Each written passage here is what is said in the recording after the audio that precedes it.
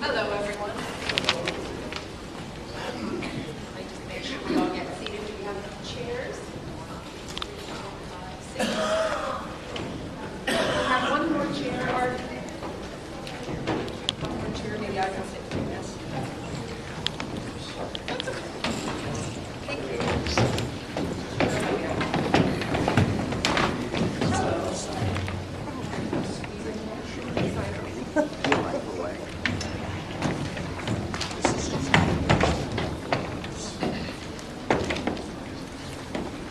Anybody need a stretch? Want to take a minute to just stretch? Stretch. Yeah, stretch. This is going to be a great panel.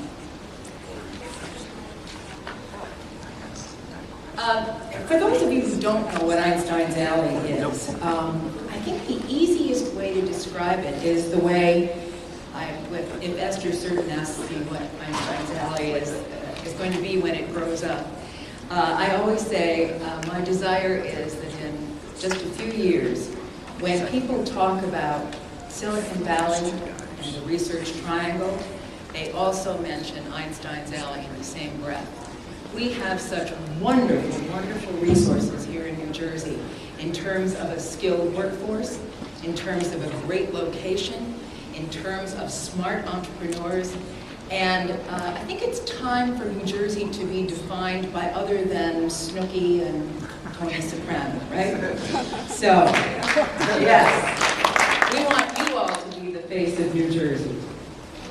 You know, this doggone Great Recession has really been a bit of a problem. And one of the things it's doing is it's really hollowing out what we call the great middle class. Would you believe that since 2009, over half the job growth has been in what we call lower wage occupations, those paying $13.83 an hour or less. That's been the big growth. That doesn't help us. Earners at the very tippy top have done very well. The top 10% of earners are taking home almost half of the household income. So we've got this very strange, unbalanced situation out there.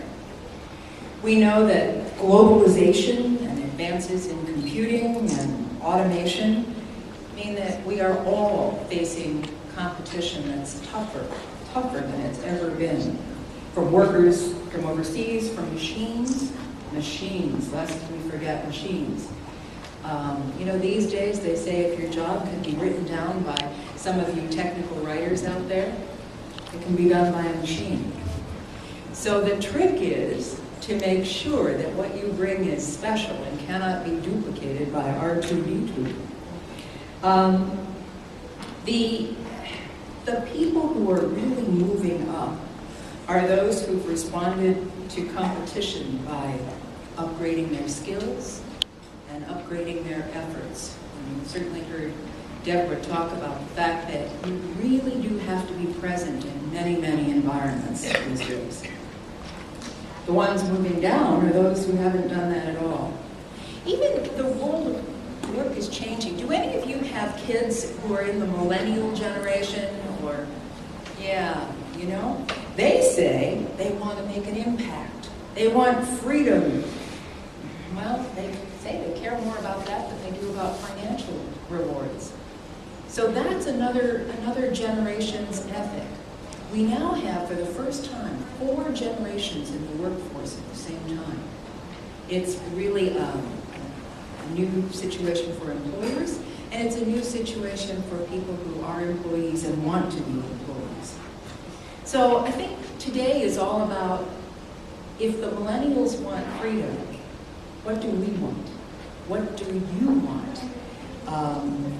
And what do you bring to the workforce? And we've got a wonderful panel here today who I think are going to give us a good, pragmatic reality check. What I'd like y'all to, you can look in your brochures to get the full bio, but what I'd like each of you to do before you answer this question that I'd like all of you to answer is I'd like you to kind of say, you know, what you do succinctly, who you do it for, and give us just a little sentence or two on maybe your background. And one of the things that's interesting is some of them have come with degrees that are very in political science, literature, and yet they're all in technical spots. So just talk a little bit about yourself, and then here's the question that I want you to answer. What is it really like out there from your perspective? We saw the NJIT survey, heard the results of that. What is your reality from your point of view? So tell us a little bit about who you are, and then tell us what is your reality. And Mitchell, you want to start? I was hoping you wouldn't pick me. I'm an engineer, so that's why I hope you wouldn't pick me. We can't hear, right? Make sure your mic is on. There you go. As I said, I'm an engineer, so I didn't want to be speaking first. But I have a master's in management science. I have a bachelor's in mechanical engineering. I'm a licensed professional engineer, so I'm a certified geek. I've had over a 25-year career in industry, and after fighting the last 5 years to retain a job and being very good at it, I decided it was time to re-career. And what I did was I decided to help people who were like myself. So my company, BBCS Counseling Services, we do very similar work to what Deborah does. I agree with a lot of the things that she said. And we help people in their job search, but more than that, we help them in where they're going to go the direction forward in their career. So that's the key thing, I think, is from what I've heard here, probably the most key thing you have to do is it's people dealing with people, the networking of people, talking to people. People will help you. That's what I found, is that I don't think there's a single adult that doesn't know someone who has lost a job. And they're more willing to help you, but you have to be in front of them. Okay. My name is Travis Rogers. I'm the Director of Software Engineering at Axispoint Software in New York City. We are a custom application development consulting firm, which I think ranked pretty high on a few things there. So, I have a political science degree. I taught myself how to write software. Actually taught myself how to write software so that I could study while I was doing my work. And it turned into a career. I think that in today's world, and actually for the past 15 years, the political science version of my career, of my training, was actually been more beneficial to my career than the technical side. And it is my firm belief that there's a lot of opportunities for people to go do something in today's technology world than ever before, for almost nothing cost.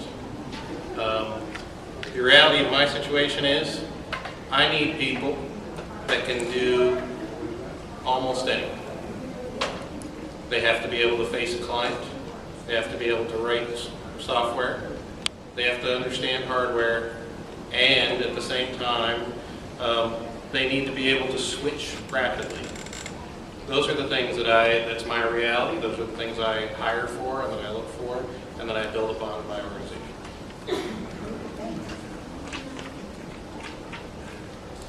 Good evening. Good evening. Good evening. Good evening. Got it. Hi. My name is Michael Hornyak, and I'm the Director of Sales and Marketing for an outsourced engineering firm. I think I had too much turkey. Is that marvelous? I'm not saying.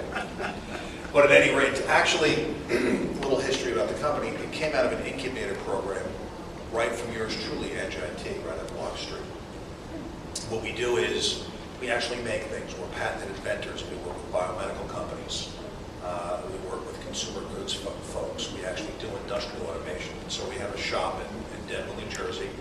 And then we also have a hybrid staffing model in which we do place engineers, electromechanical engineers, remediation specialists, and in the field of utility. One of the principles is involved in the utility vertical, which seems to be, if you can get in, on a contract basis, because that's how they're hiring, that seems to be a very stable vertical right now because everybody needs electricity. and because of Hurricane Sandy and the IT disciplines, we're seeing a lot more IT jobs come out in utility, backing up data, migrating data, and just generally being out of date because they really haven't integrated a lot of their data. They're behind a lot of the other vertical segments like biomedical and healthcare and such. So look, I'm happy to be here, and what I want to say most importantly is, how is it out there? Do we really want to be honest? It's awful out there. Can You have to be sugar that up a little bit? Well, I mean, look, let's face it. I mean, it's been that way for the last 5 years. It's not great. And one of the things that you have to do is you have to fight. You have to fight. You got to fight for your job. And right now, it's like being an actor in Hollywood. You're going to go on a lot more auditions than you did 7 years ago. But with the help of people here, there's a lot of folks here with the help.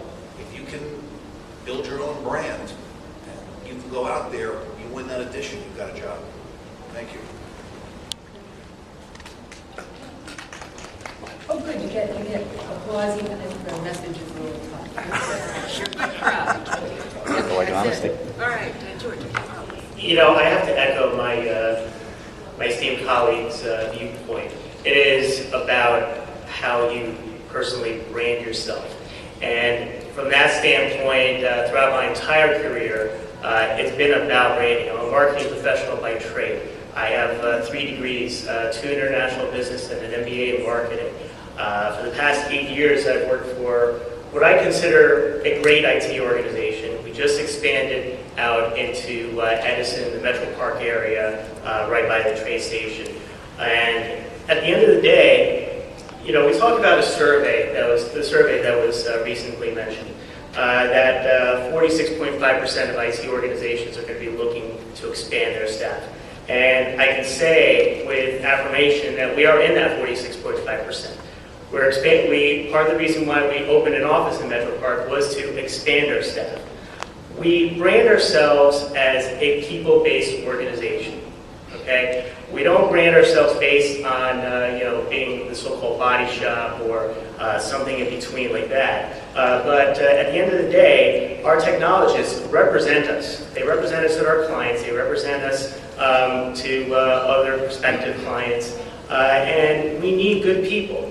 All right. Another piece that was talked about was a public speaking item, where 49% of survey respondents said that IT professionals didn't have the necessary public speaking or presentation skills. And in our profession these days, it is absolutely critical to have something like that. From a technological standpoint, we're looking for people. We're looking for Java developers. We're looking for .NET developers. We're looking for mainframe programmers. We're even looking for mobile developers. But at the end of the day, we are looking for those type of people that will ultimately represent us properly at the client, whether they're doing an on-site project or an off-site project. And our recruiters are inundated with people. And some people don't necessarily take the added incentive to look at how they actually brand themselves. And so that's absolutely one of the most critical points. How do you brand yourself? How do you act? How do you differentiate yourself? Are you an emotive? Are you a directive? Are you a reflective? Are you a supportive individual? All right? And at the end of the day, if you can take advantage of that and position yourself in front of the recruiters, in front of the clients, those are the type of people that we want. That's my 2 cents. Okay, thank you. John, tell us a little bit about yourself and then what you see out there. Sure. So my name is John Palinkas, and my background is I was a math major, and I came out and I went into computer programming. And in fact, I just submitted an article to CIO Insight called "I Am a Geek," because that basically defines me. Okay. I was always a technology nerd. I always loved that stuff. I spent most of my career doing that. Spent a long time doing that. I now, for the past 5 years, I'm a partner in a company called the IT Transformation Institute. We work with IT organizations undergoing major change. Here's the difference. We don't do the technology. We don't do the process. We work with the people and the culture, which is a critical factor in IT organizations making your change. And as we've done that in the past, some of these companies during that change go through downsizings. And what's really interesting is how do you find the people downsize? Sometimes it's by a lack of skills. Other times it's by how accepting they are of that change. How much are you willing to step up? How much are you willing to say, this needs to be different? Are you going to be a leader in helping make it happen? Or are you going to be someone who sits back and lets it happen to you? So my advice to you is be that leader. Be someone who's willing to show that you can not only accept that change, but lead it. Because as we work with companies going through those changes, they pick people who may not have the right skill set, but display that attitude. So it's key and important. So while you're out there, be that leader, be visible. And most key and important, one of the things I'm going to tell you, a critical mistake everyone makes on their resume. You tell me what your job was. I don't care what your job was, I care what you did. Stop writing about your job. And by the way, tell me what you did in terms I can understand. And if you give your resume to your significant other, to your friend, and they look at it and they go, is this written in a foreign language? You haven't written your resume right. IT exists for one reason, to enable business. So think about that. Good job. Okay, thank you. Good. I'm Rick Carney, and I sit next to John Palinkas. We're friends. He sits next to John because John lives next to a vineyard. So I'm Rick Carney. I'm the CIO for a company called TRAC Intermodal. TRAC is the largest provider of chassis, which are the steel beams and the wheels that go in their shipping containers. So when you see the shipping containers up and down I-95 or 1, chances are it's one of our chassis that are underneath there. So as the CIO, what do I do? You know, it's evolved to being less about technology and actually more about business. So I actually, if I look at it at a higher level, I help the business solve problems. And I just happen to bring technology into the solution. In order for me to be able to do that, I've got to be able to understand the business. I've got to be able to communicate with them on their terms. So I have to understand the financial aspects of financial statements. I have to understand marketing. I have to understand manufacturing. You know, which is a great thing, really. I think when you're in the IT space, for those of you that have been in it, I mean, that's one of the best things about these jobs is you get to know every part of the company. And that's been a big help. And you know, basically that's why I love what I do, because it allows me to meet so many more people, get out there, understand the business, and then help them solve problems. In terms of what I think of how it is out there, I can tell you firsthand it's rough. I mean, I actually, prior to this organization, I was with a company that was actually going out of business, so I found myself in transition, looking for a new position. And so I was able to see firsthand, you know, the roughness of it, but it's manageable. That's the thing. I wouldn't be scared of the roughness, right? So if somebody tells you it's a jungle, don't run away from the jungle. It's rough, but it's manageable. And I think all the things you've heard so far tonight, I mean, everything I've heard from the prior speakers and even people on the panel, I mean, the things about social media, the things about networking and joining groups and using those assets to your advantage, that is the key. If you don't do that, then you will not move forward. But as tough as it gets, the richer you make that network, the more robust, the better off you're going to be. Rick, I think, is the past president of a group called SIM, am I right? Yes, that's correct. SIM, New Jersey. And one of the things that we haven't talked about very much today, but is the power of groups. I understand that SIM has a very active program for members who are in transition. Yeah. Can you tell us a little bit about that, Rick? Yeah, so we have New Jersey SIM as part of the larger SIM organization, which is nationwide. And SIM stands for Society for Information Management. And so the New Jersey chapter is actually one of the largest chapters in the entire country. We've got almost 300 members. Our membership is typically limited to the senior people in an IT organization. So it's typically a lot of CIOs or CTOs and their direct reports. We strive to keep the amount of vendor members to a very small amount, so this way the practitioners can feel kind of a safe environment to come and network and not be attacked by the vendors. We do have a members in transition program that's for SIM members, and it's helpful. We have monthly program meetings, and then actually after each of the program meetings, we have the members in transition meeting, where not only is it the people that are in transition that meet, but then other people from the chapter who they may attend that meeting just to help, to give advice, to offer to network, to make connections. With the amount of people that we've got in the chapter, from the senior IT executives in the New Jersey area, I'm pretty sure you, in this room, you may know somebody that is in the chapter, or you may know somebody that knows somebody that's in the chapter. And if you're not sure, once you start building up your LinkedIn network, I'm sure you're going to stumble on it, and there'll just be great connections to make. And just in general, groups can be very helpful. Deborah talked about online social media groups, but certainly if some of you are members of IEEE, other professional organizations, make sure you go to the meetings, make sure you talk to people. You know, the one thing that often happens is that people come to an event and they sit with people they know. No, don't do it. Sit with somebody you've never laid eyes on before, because that way you have a chance of making a new friend and potentially a good contact. So don't go the easy way, go the tough way. I mean, you might even sit next to... He's really much more cheerful than he looks right now. If I can add something on groups, there are a couple other groups you probably want to know about. One of which is called the Breakfast Club, and they basically meet once a month for breakfast. But it's a LinkedIn group. It's also a Yahoo group, I believe they distribute through there. Go search for New Jersey Breakfast Club, and what it's all about is supporting each other. Same as SIM network, the SIM members in transition. Breakfast Club is the same thing, but it's basically for anybody in the IT space. So go find it, go become a member of it, and when you find a job, contribute it to the pool, and when other people find it, see what they say. Another group, which you may or may not be aware of, is called TENG, T-E-N-G, Technology Executive Networking Group. Similar type philosophy in terms of that. It's basically a group of technology executives. The key part of both groups is networking. So two other groups to be aware of. If I could just add, when you get involved with the groups, look for opportunities to volunteer. Because that is just the fastest way to get to know more people and contribute and really get your name out there. I actually have to agree with that. In a lot of cases, volunteering will contribute to the experience. So say, for example, that you're learning a new skill as part of this program, all right? Where are you going to test it? Most of the employers are going to come back and say, well, you don't have the experience. You just learned this from an academic standpoint.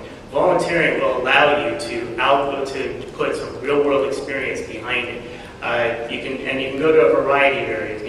First Robotics, for example, is looking for .NET developers. Project Management Institute of New Jersey is looking for people to help on a variety of different facets. So by volunteering, you can add a lot of experience to that. And employers do watch that. I know we do. So.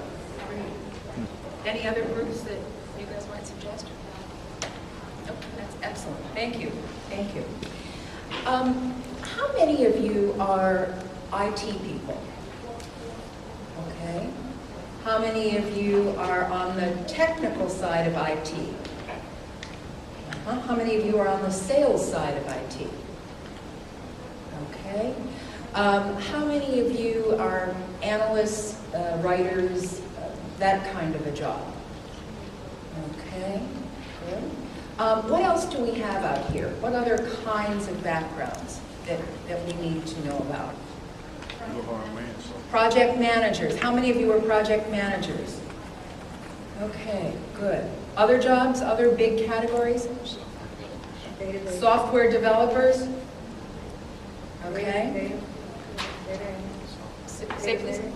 Data management. Data management? Okay, good. Have we covered just about very frank answers on it? We saw the survey. The survey was very helpful and gave us some good broad information. Where are the jobs really, and how do you find them? And anybody can answer. We don't have to go on order here. Where are the jobs really? Well, I can talk about our strategy in posting our jobs. We have a big social networking presence on LinkedIn, Facebook, and Twitter, where we push job opportunities out to individuals. Basically, the second they go up on our job portal, it's the second they go out on our Facebook profile. So, as well as our other social media properties. So, once you click, it's easy. You submit your resume, you apply, boom, it goes directly to the recruiter. But at the end of the day, that's not enough. Okay, submitting your resume en masse is only going to get you so far. Let's just say, for example, that one of our recruiters does in fact contact you for an opportunity, all right? In the past, and I'm sure a lot of you might have been in that position, a lot of you would have thought that recruiters are actually in it for themselves. That's actually not the case. Recruiters are inundated, as I mentioned before, with resume after resume after resume. Our recruiters are on time constraints. If we don't produce immediately, at the end, we're going to lose the opportunity to provide that resource for either one of our clients or to recruit for one of our projects. And so the idea is to build a relationship with your recruiter, not just give him your resume and be done with it. At the end of the day, talk to your recruiter. If you don't have the qualifications for in the initial discussion, all right, maybe you know somebody who does. And maybe you can refer that individual over to that recruiter. I guarantee you that will help you build a relationship with the said recruiter. And at the end of the day, you'll find it easier to land a job opportunity. A lot of our people come through referrals. All right, on top of the social media and going on diets and all that stuff, which are still critical pieces. But build that network, build that relationship with your recruiter, and I guarantee you'll find your next job opportunity. Let me just add a little something to that relationship that you build with the recruiter, share it with other people looking, and hopefully they'll share yours also. I mean, because part of it is you're not going to know every recruiter, but you need a network of people out there who are basically helping and supporting you. And that's key and critical in what you're doing. One little trick also, when you're sharing your resume with people, you need to think how you're writing it. I mean, and let me give you a great example. We had a new partner join our firm a couple of months ago, and I basically said, you want to do a speaker bio?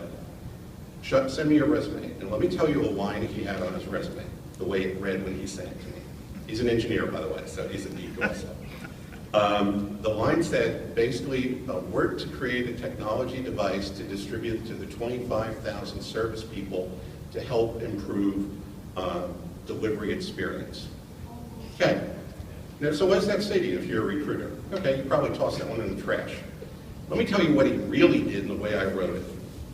Okay? Led the team that developed the first electronic handheld device that automated the delivery process for FedEx.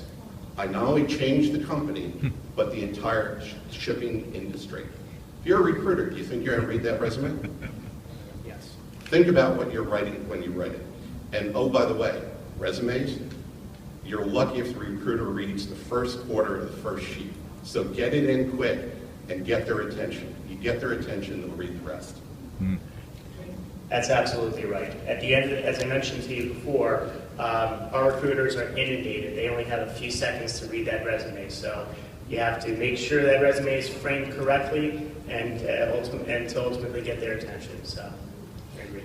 You know, John said something which is interesting. He talked about sharing contacts.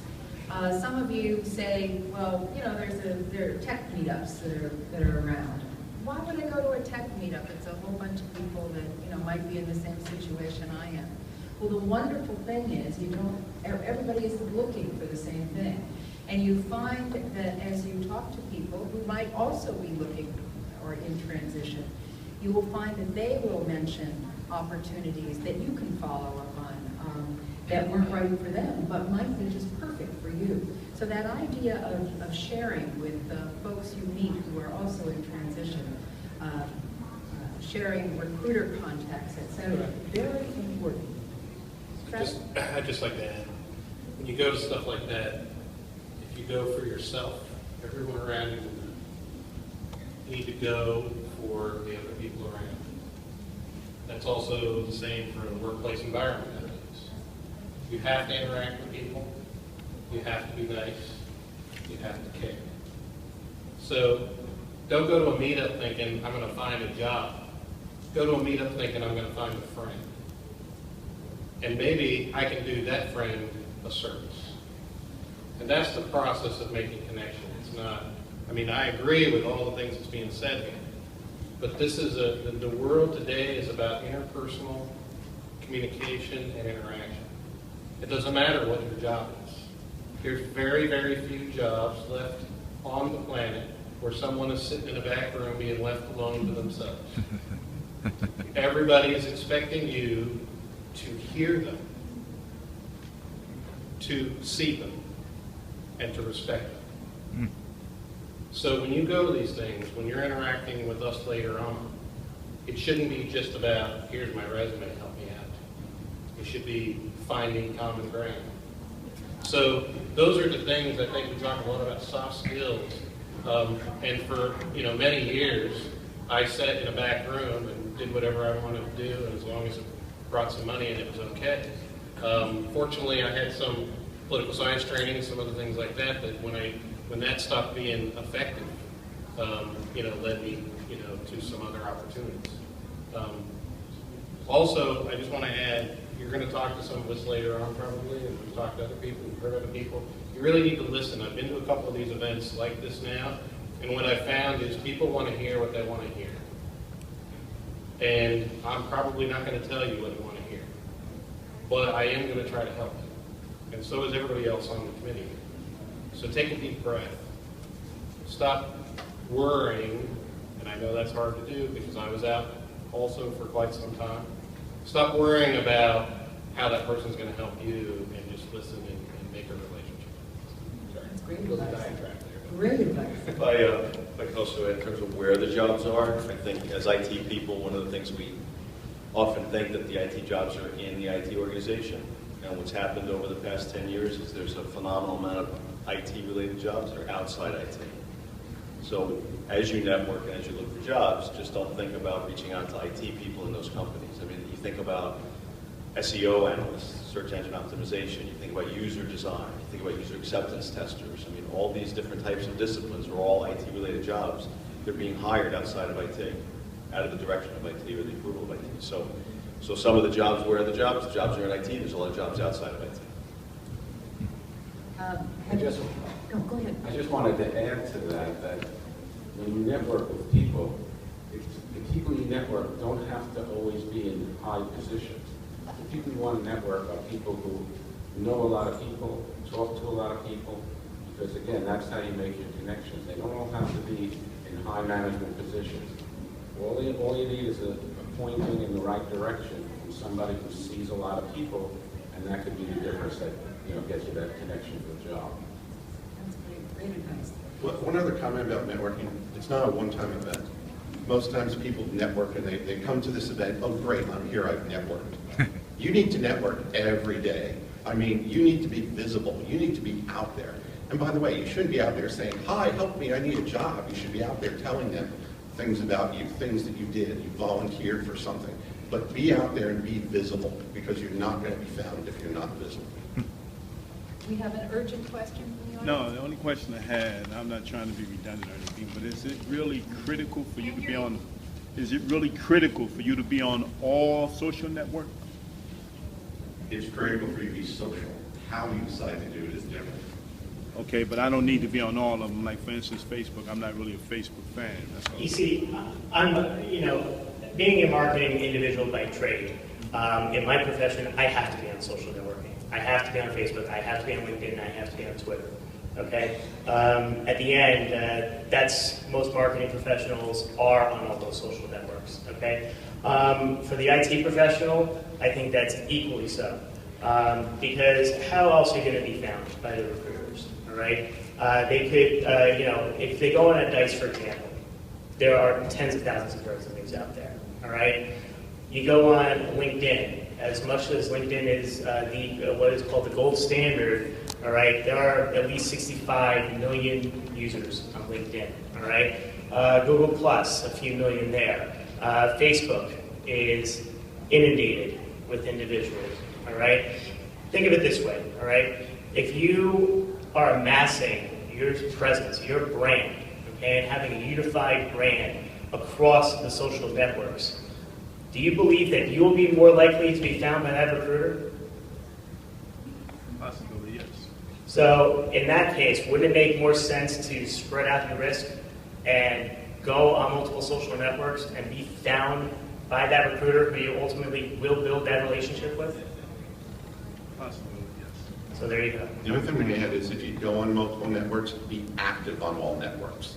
Don't just be active on one network today and like go for 2 weeks and switch to another network.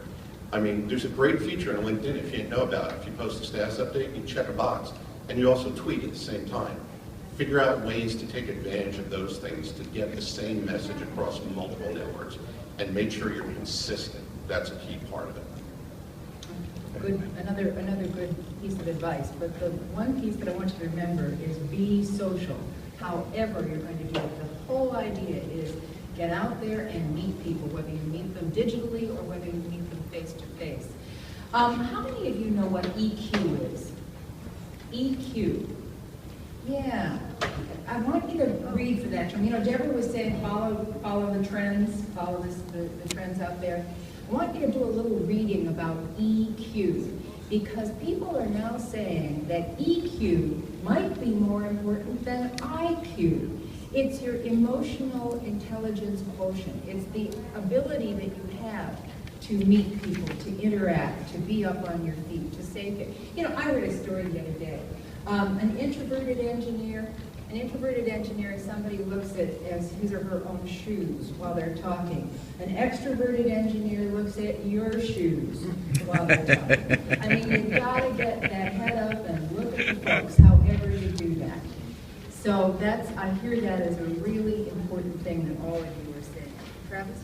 Sorry, I never really answered the question of where the jobs are, so I'm good. going to put it in here and say, Please. There's an area here where I haven't heard much mentioned. I don't know, has anybody here actually applied for a job on Google? Okay, well, first question they ask you is something along the lines of, have you contributed to open source software? What projects have you done for yourself?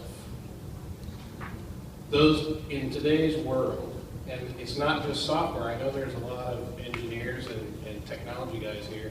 You have Amazon and places like that. They're looking for DevOps people that can cross the boundaries between bringing up servers and virtualization and automating that process. So there's opportunities there as well. The world has given us almost virtually free opportunities to go make a job for ourselves in technology. So, and that's also very social, right? So if you go contribute to an open source project, you're going to make friends all over the world, right? If you go, help someone with their problem, even if you're not the one writing the code, if you're just reviewing it, you're going to make a friend. I was telling some of the guys here earlier, my son is going to turn 16 this week. He is online with people all over the planet, 8 to 12 hours a day, almost every day. He's taught himself everything he knows about writing code, doing graphics art, everything like that from watching YouTube. And he works on several, it's not massive, it's not major, but that's where the world's at. People are teaching him stuff. They live in France. They're on, they're in completely different time zones. This is where the world's at, but you have an opportunity to do that. So I think, you got to go make a job. You got to go do something in some circumstances. There's tons of ways to work at finding and getting a job and contributing, and those are the places where you have to look. And to be honest, if somebody my resume comes in, like these guys have said, there's thousands of them. They're almost exactly the same, right? The one I'm going to pick out of the pile when I go through them is the one where the person has made an extra effort to be more than everyone else. And it might not be the prettiest resume, but if I can see, you can tell when someone's been out of work, they list themselves as a consultant for a period of time, or there's gaps, or whatever it is. But if I see somebody actually did something, volunteered, as mentioned, contributed to open source, wrote articles, all those things, opportunity, opportunity, opportunity. That's where the jobs are. Thank you. That's great. Yeah, please. Hi, Everybody's very robust. So I'll try not to be robust, but I think one of the things that we all need to clarify as professionals in the panel is, guys, you guys don't need to do anything. We're just suggesting what we think you ought to do. We are experts to a degree, but we've all been in your shoes. So there is, human empathy up here, and so that's where the passion comes from. And you see that most of the folks here, I do staff up some IT disciplines and some engineering disciplines.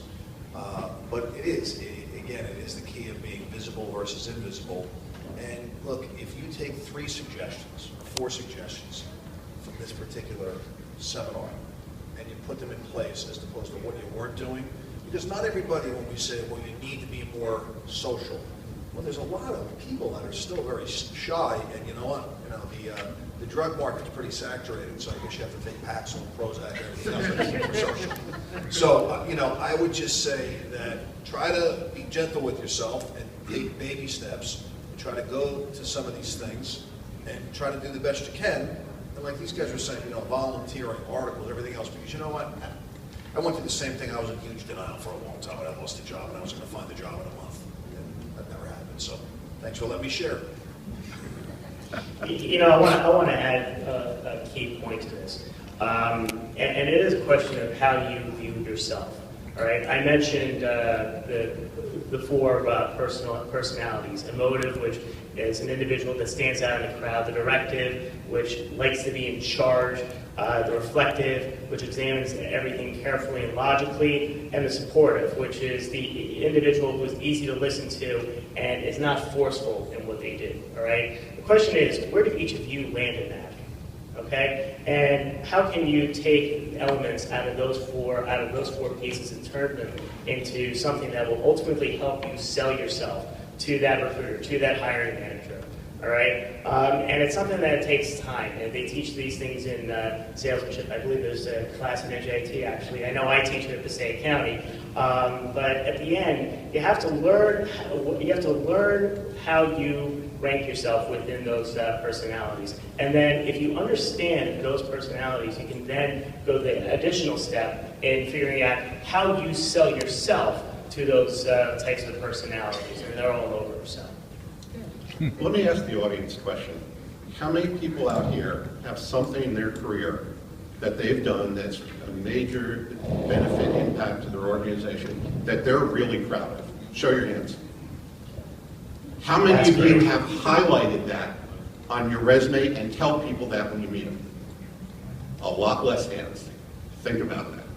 Yeah, you have to highlight that stuff at the end of the day. Resume, as you mentioned, that interest, the person who is grammatically incorrect, frankly, that would have given me a headache if I would have written that, but at the end, it is what it is. But you have to highlight that stuff, so. I had a very angry man come up to me at a cocktail party recently.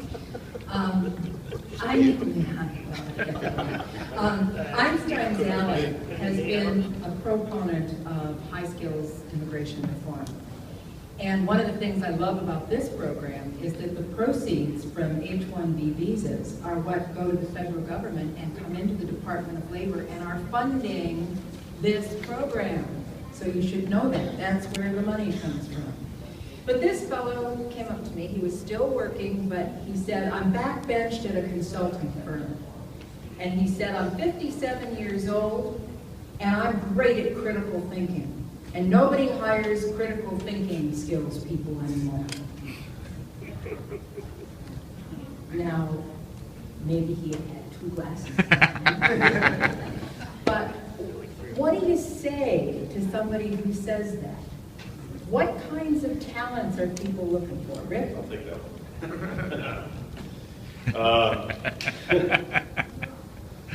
You have a story. Yeah, I got a story. I think it's unfair to say something negative about a critical thinker, but I think the skills for somebody to be successful in the workplace, critical thinking could just be one of them. And too often critical thinkers think that since they're a critical thinker, I need nothing else. And they need to understand to be successful, you've got to be able to work with a team. You've got to be able to communicate your creative thinking and critical thinking, and you need to be able to foster other people to have conversations, right? So sometimes people get too full of themselves and what they're capable of critical thinking about, that they don't actually listen to anybody else and they just talk all the time, and that's not good, right? That's not good at all. So I think again, it's not a broad brush against critical thinkers, but it's just like saying something else to say somebody that's a great team player, I should hire him just because of that. Well, it's not just because of that. It's just one of several things, right? So let's leave it at that. Okay. Anybody else have any thoughts for our critical thinking engineer? What I would say to the critical thinking person is, and everything I've heard so far has been excellent, what I would say to the critical person is that it's like going to war when you're looking for a job. You know, so you have tanks, you have planes, you have submarines, and how you use them depends on the battle. And it has to be the same thing. Whatever you're doing, if it's not working, change it a little bit. It doesn't mean you have to do a 180-degree change. Just modify it. For this battle, I'm going to make this change. So if you listen to all these excellent suggestions that have been there, he should take it away from it as, okay, I've been doing this, I've been right away telling people about my critical thinking skills, it's not working. So I've got to change it a little bit. Doesn't mean that it was wrong, but it's not working. So I think change and adapting to change is probably the key thing that all of us should be aware of, because all these things are good. And if you do them all, you still may not get the right results. It's how you do them. What percentage, what are you doing more often, what are you doing better than others? It's all about what's working and what's not working. Let's say you live in Bergen County, and somehow through your social networking or LinkedIn or something, you hear about a job in Vineland. What do you think? Should you be interested? Take this one.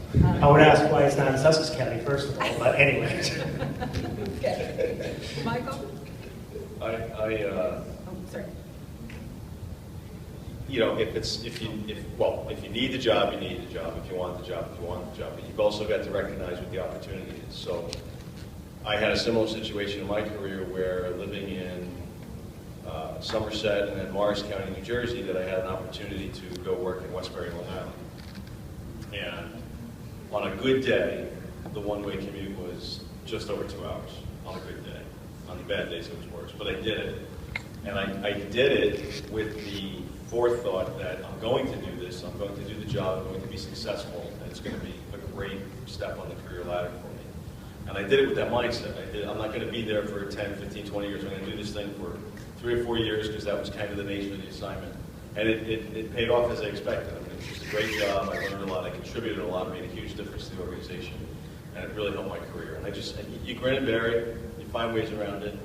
I've got people on my team now where they're here because they want to be here, where they've accepted jobs with me on my team, where, for example, they're from Long Island and they stay here Monday night through Thursday night, and then they go home. And, you know, some people it works for, some it doesn't. But there's also a lot of organizations that are more understanding of telecommuting, where that works well in their environment. So it might be something where maybe you're in the office 2 or 3 days and then you're home a couple of days. So sometimes that helps out. But I would not, my opinion to anybody that has come to me for advice when they've been looking for a job, generally I would not turn down the opportunity to go at least check out the job, have the conversation, see if there's a really good fit, and then from there you might be surprised at some other things that happen. Mm-hmm.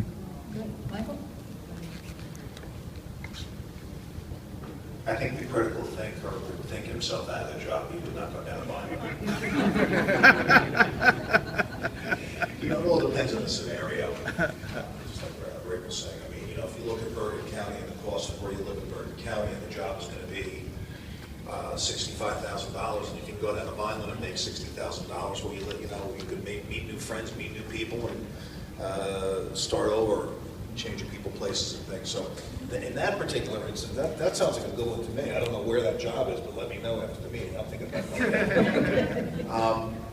But again, it is. I mean, we do have consultants too that do get per diem, where we have people coming in from other states that will stay at a hotel. You guys know the same thing. I mean, I'm sure you guys have done it. We've got a CIO on the panel, and he knows the model very well. But again, it depends on your situation. But I would say, you know what, you got nothing to lose. Other thoughts? Anybody know the stat? I've heard a statistic floating around, but I don't know what it is, on the number of people, or how more likely people are to get hired in a job if they're currently working.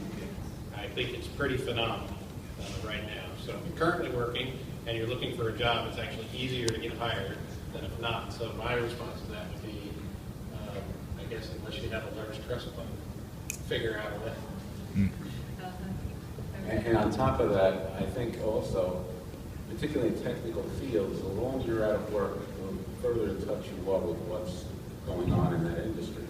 So the quicker you can get working, it'll help your mental mindset. You'll be networking with new people. And besides, your resume is already out of the system, being churned up and being looked at, and you might wind up getting the job you want anyway. And as just said, you'll have better bargaining power. You know, we heard that there's a growing demand in database work and project management and applications development. What training, again, in the real world, and I'm looking to you guys for real world, what training are employers really willing to do today? You know, Judith talked about in the old days, you would come in, you would be trained, OJT was the method, you moved up through the company. What's the reality today? I mean, is it all you take a webinar at midnight, or what's going on out there? Who wants to answer that? Okay, George.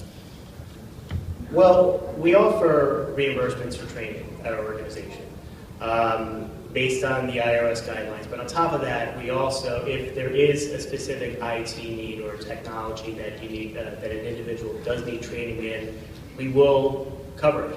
We'll send you out there. Because at the end of the day, it's more critical for us to retain good talent and make sure that they grow in their positions versus having them go to another company and get that same service. So for us, for example, say if it's a mainframe programmer, and as much as this is a very stretched out connection, they want to learn mobile application development because at the end they need to modernize a mainframe application. Well, if you justify it to us, if you tell us the reasons why, then yeah, we will look into it, and if the case is valid, we'll send you for the training. So at the end of the day, you have to build a company based on the talent that you have. Whether you're bringing individuals like yourselves into an IT company like ours, or whether you're retaining your talent. And you know, while I'm doing a little bit of a commercial here, we have a very high retention rate at our organization. We've had consultants stay with us for well over 10 years, which is unheard of in the IT field. And part of the reason why is because we have that type of policy. So. Yeah, you know, unfortunately, the reality is when the company's finances get tight, training is the first thing to go. We saw that in the survey. Yeah. So fortunately, in the organization I'm in, where our business is doing well and we're growing, we're actually in the beginning of converting some of our older technology systems to newer technology systems. We're making a very large investment in training for people so that they can go from their old programming skills to new programming skills. So, you know, there's always the one-off training items where if you buy a new storage network, you got to get your SAN engineer trained, or Oracle, you got to get the DBA trained. But we've also just recently, we're looking to invest now in some of the software as a service-based training offerings where they can do it at their own pace, they can do it from the office, or they can do it from home. But the managers can also identify the curriculum of which courses that they want them to take, and then the managers can actually monitor the progress. So this way, we know that we're getting out of that training investment what we want. I've also been very supportive, and I've recently been encouraging my team to look at some of the free options that are out there. So one that was brought to my attention recently was this Coursera. So it's Course RA, I believe, is the and it might be .com, .org. So, but basically, it's a collection of training offerings from some of the nation's largest institutions. So, you know, Brown and Stanford and MIT. Now, they don't offer all their classes that they have online, but if you look for something that you're interested in, there may be some. I mean, we were just going through this recently. I mean, one of the higher level universities was offering a Python programming class. So we've got people that need that, so we can actually go ahead and encourage them to enroll in something that's free. Again, they can do it in the office, they can do it on their own time. So there's a lot of options out there. There's still a... Let's open it to questions. Can you say that louder? Are you working with Sheft ops code? No. Programming? No.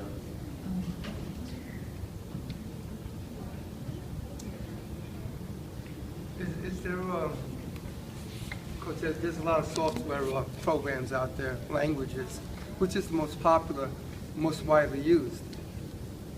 Oh, Software language, which is the most popular? correct. Well, I mean, I can tell you from the project we're going through, we've got some legacy systems that were developed in C++, PL SQL, and we're looking to convert those, well, not convert, rewrite them using things like C#, JNode, JavaScript, HTML5, having things like Python involved as well, JSON, all web services, that kind of technology. I think the real answer is it depends. I mean, every company's doing different things, and there's such a wealth out there. I'm not sure there's one easy answer that says this is the top of the heap. I think it depends. I'm sorry. It depends a lot on what your past history has been as to what you can focus.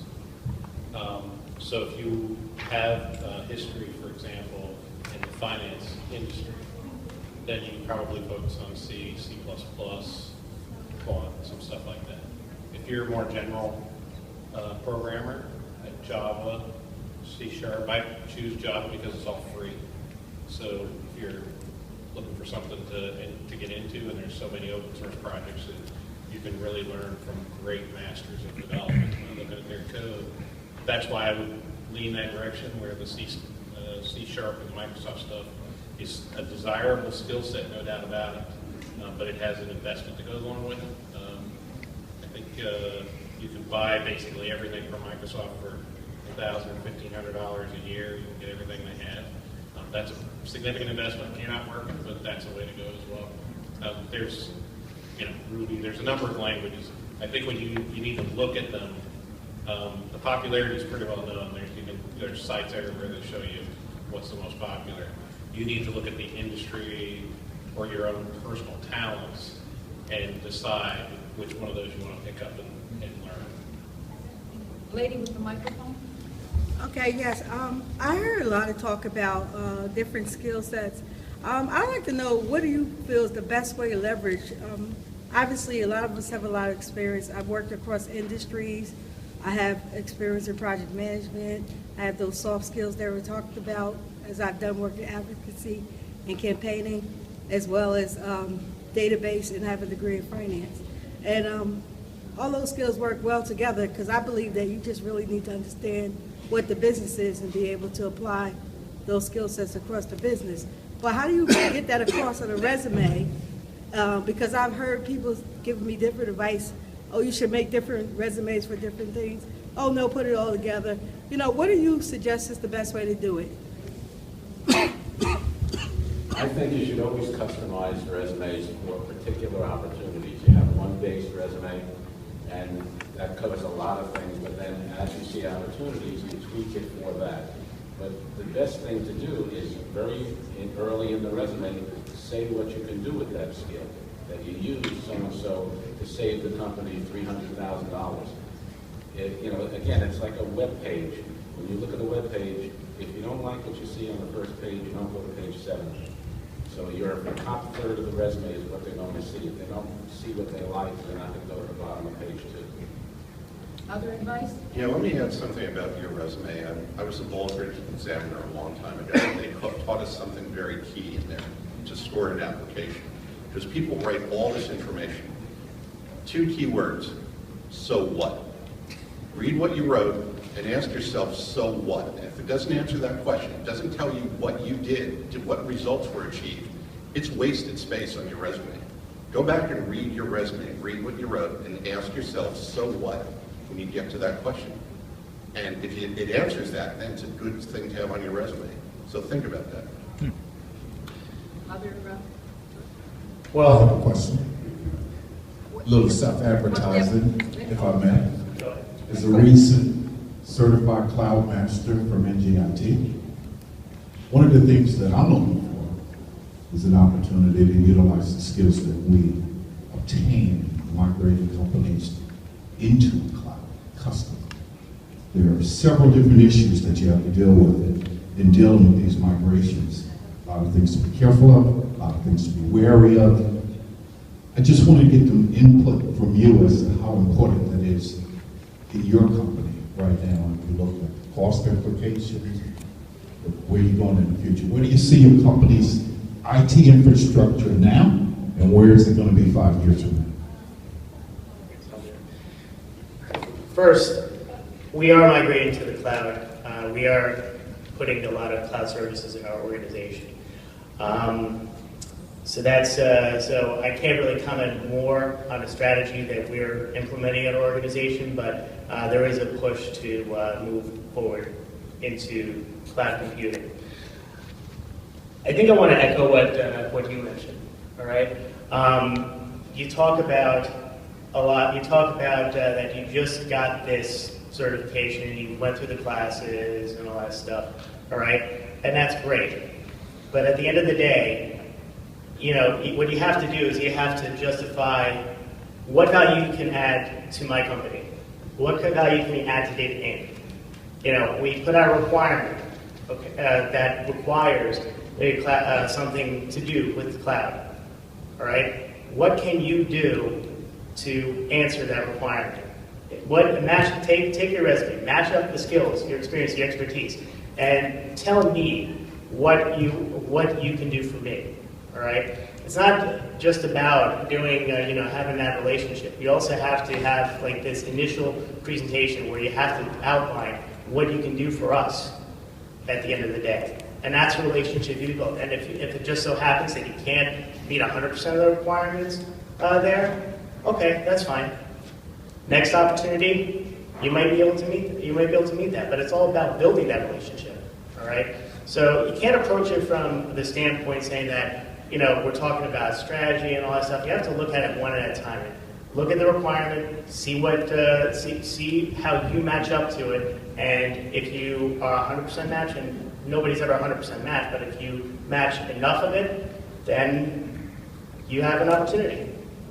So that's how I'll answer that. Other questions, Michelle? What advice would you... They're recording. She said, what advice? Speaking to the microphone is the advice. What advice would you give a 17-year-old going into college,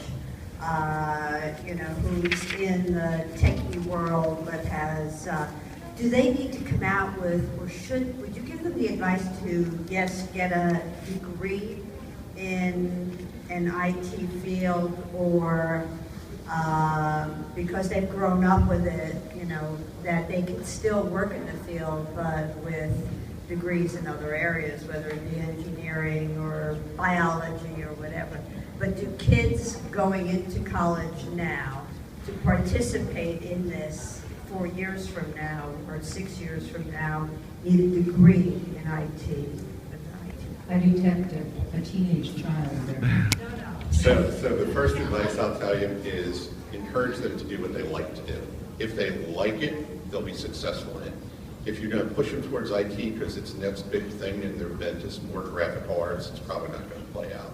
So the first advice I give is absolutely make sure that they like it. And if they're the typical teenager, they may be, I'm not sure. But again, they have hobbies, they have interests. What do those things gravitate towards? And I'd like to add something to that. When they're in that profession, whatever they choose, all right, make sure that you diversify your experience, okay? It's not just about learning how to code, okay? It's about how you present yourself, right? How you sell yourself, how you understand the business case, how you understand the mathematics behind the equation. All those items play a critical role in your employability in this new economy. The other thing that I find very helpful for young people is take an internship. Even if you don't get paid, it's still going to come out better for you in the end for a few reasons. Number one, about a third of interns get hired by the company they intern with. Secondly, sometimes you can find out hands-on that it's not the career you want to be in, and you avoid it going 3 years and saying, well, I only have 1 more year, I might as well finish it up. So you can find out what you don't want to do. And also, as parents, they should look and say, well, I spent $80,000 on the education, I spent $100,000, so I spent $102,000. They're better off working as an unpaid intern in something that'll help their career than being a camp counselor, which won't really help their career in any way unless they want to be a camp counselor. So I'm very big on internships because it does help them in the long run. Michael, can we try again? Okay. Yeah, I wanted to answer, kind of speak to the woman back here and the gentleman over here about your various certifications and stuff that I've noticed in the resumes that come into our organization. We place people. And we do see a lot of people coming out of NJIT with these degrees, and we do see some of our clients picking people up when they're writing the resumes saying that they have cross-pollinated multidisciplinary skills. Critical thinking. Right? Now, the cross-pollinated is so what, right? It's the old so what, but you do get on calls, a couple of my careers do get on calls with people, and they say, look, well, you know, we're not really looking for people in this industry, but if we had somebody like that was in healthcare, or, you know, so, you know, there's ways of rewriting that resume, and again, I'm no expert at it, you know, because I do a lot of business development, but there's ways of attracting attention by taking the culmination of your skills, plus your new certification, and putting it all in one to make you more attractive, and more of an attractive package. I know that we keep telling you guys about be social, be attractive, be this, be that, be that. But, you know, that really is what it's all about. Have you all seen the commercial for La Quinta, Thinking Outside the Box? Seen that one? Very cute. Well, the consultant says, who knows the line? Synergistic, nobody's seen it? Have you guys watched television? I'm the only person. Oh my, well, I zone out commercials. Gail. I'm Gail Scott. I'm co-PI of this upSKILL grant. But I want to answer the question about the value for a 17-year-old. First of all, no one here is 17. So what you've been hearing tonight is something very different and wonderful. But about the 17-year-old, I would suggest that the very same advice you've been giving our experienced professionals here is the same as universities today are giving their 17-year-olds. It's not just about which degree you major in, and whether it be cross-pollinated or multidisciplinary. It is all about taking advantage of all the other aspects of any university in America today. So that job description, that it's their job to learn how to be social and engaged and part of every aspect of what a university offers. So if any of you do have those 17-year-olds, or it's not exactly what I think the advice you guys gave. Everything else has been perfect. But think about helping your children who will be going to college and learn particular detailed things that will make them ready for the workforce. Think about telling them that's their job to do exactly what you're hearing is your job to do in order to succeed. So I thought it would be useful. And about Coursera, most colleges are looking at how to integrate these, they're called MOOCs, Massive Open Online Courses. Coursera is just one of the companies, for-profit companies, that offer hundreds and hundreds of these courses for no cost. Universities are flipping it, so they are using this as augmentation. It's old technology. What's happening in Coursera and the other such companies, it's a lot of video clips and videotapes, and the learning is on your own, just like you've been all learning here tonight, on your own with the help of experts who have all been wonderful. So, but I couldn't let that 17-year-old go. So, thank you. Thank you, Gail. I know that our experts will be willing to meet with you individually for a few questions, but I think we've reached the end of this. And one thing that I want to make sure that you've heard, and A new book has just come out written by a guy named Tyler Cohen. It's called Average is Over. Average is over. And what you've heard from all of these gentlemen this evening has been stand out, be social, be special, underline what you've done that's a real contribution. Average is over. So it's time for you to recognize and tell the world about the special talents that you have. I thank you all for being here.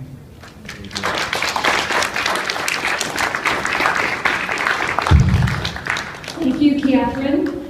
Now, I couldn't end this panel without making a couple of other comments. In terms of books, one of the books that I got from our friends at Da Vinci Tech, at the last Da Vinci Tech breakfast I went to, is called The Quantum Age of IT, and it talks about a lot of the changes in the IT organizations. And I thought it was so important on page 6, where it says the 5 skills of the quantum IT professional are IT financial management skills, because you need to understand the finances of the company you're working for. And the second skill, Katherine, for your friend at the cocktail party, critical thinking and analytic skills, communication and marketing skills, innovation and collaboration skills, leadership skills. This is another great book to get, The Quantum Age of IT. Also, how many of you went to college? Right? How many of you belong to your university's alumni association and go to some of those events? Other places to be social and to network with. How many people have taken classes at NJIT? How many people are looking on the NJIT calendar to see what other free lectures are being held at NJIT that might be a great place to go to hear a talk about something, and you're going to meet some other people and you're going to be able to network with them. Also, how many people are potentially considering working for a startup company? Okay, 2 things about startups. Within New Jersey, there are 12 business incubators. We have one on our campus here at NJIT. Michelle Petritto in the back is involved with one of the incubators in Bergen County, at Bergen County Community College, but there's a number of incubators. If you're interested in working for startup companies, come and speak with us about that. And who funds those startup companies? Venture capitalists. If you go on some of the websites of the venture capital firms, and one of them is First Round Capital, they post on their website the job openings of their portfolio companies, because the VC companies want their portfolio companies to be successful, so that's another place to potentially look for job ads. The last thing I want to mention, does everybody have business cards? Everybody have business cards? Do you take them with you at all times? Yep. All times. You need to have your business cards with you at all times. You can give them out and make those social connections. Again, I'd like to thank our panel. You've done a great job, Katherine. As I said, we had so many fabulous people to speak with us. They will be around for a while to chat with you. I'd like to thank Deborah Weedman, who's been over there helping people with resumes. Kurt had to leave a little bit earlier to get back down to Red Bank, and Tammy is in the back if you want to have some more information about the resources available from the WIBs and the one-stops, and I think Gail would like to make a couple comments. Well, thank you all for coming, but it's a substantive comment. There in your packet were some contact information for New Jersey's talent networks. There are 7 such talent networks in this state right now. Please find out what they are and use them. Ray McCary is the director, sitting right there, the director of the Advanced Manufacturing Talent Network, and everything about advanced manufacturing in New Jersey and America today is IT-based, just as several of you said. And very shortly, another talent network hosted at NJIT will be the Technology Entrepreneurship Talent Network. Meanwhile, contact me about that, but there will be a new director for that talent network, all paid for by your taxpayers and my taxpayers' money. This is New Jersey funds, and of course, upSKILL is funded by the U.S. government, the U.S. Department of Labor. So some of our tax dollars are going, we hope, to be useful for you personally. Thank you, everyone. Also, since we talked about federal money, the feds love statistics and feedback and information. So please fill out those questionnaires. There's a box on the table on your way out. If you can drop off the questionnaires, that would be most appreciated. Thank you.